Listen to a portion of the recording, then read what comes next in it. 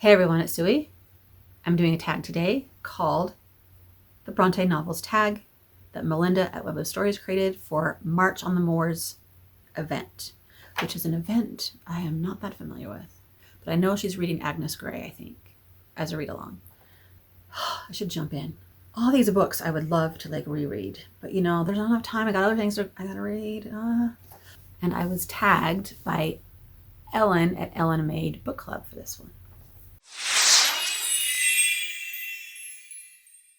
The idea is there's a prompt for these Bronte books. Doesn't matter if you've read the Bronte books or not, but it's sort of a theme or something from these Bronte books, and so you're thinking of a book that fits that. Okay, so the first one is Agnes Grey. So what is a book about women in the workforce? So my instant thought was to go to Lessons in Chemistry, because that is all about our main character trying to find her way in the workforce.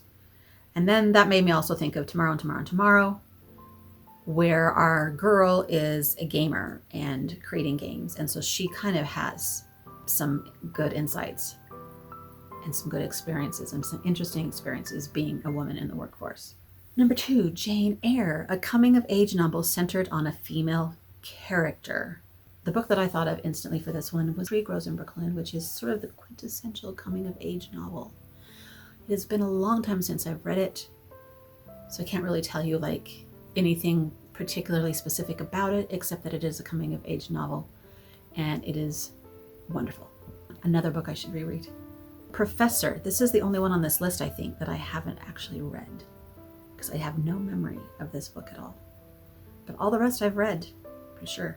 Okay, The Professor, a book by a favorite author that is not your favorite.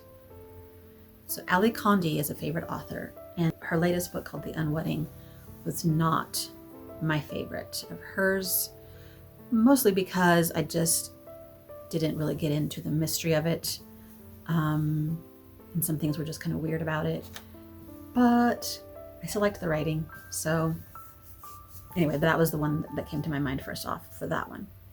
Number 4 is Shirley, a book about female friendship. So I thought I would say for this one, Tree Table Book by Lois Lowry, which is a middle grade book about the friendship between a young girl and a grandma. Not her grandma, a grandma-aged girl. So it's a female friendship, not your typical one you're thinking about, where you have the girl and the old grandma. But their friendship is beautiful, and I loved it. So that is my answer for that one. Number 5, The Tenant of WILDFELL Hall. Oh, I love this book. A book about someone in a toxic relationship or recovering from a toxic relationship. For this one, I thought of The Soulmate that I recently read by Sally Hepworth. Oh, that was such a crazy, weird book, and definitely a very toxic relationship, I would say. Number 6, Villette. This book was so hard for me to read. There's a lot of French in this one. And they don't tell you what they're saying. You just kind of have to know some French or hope that it doesn't matter what you're missing. A book about a character in a new land.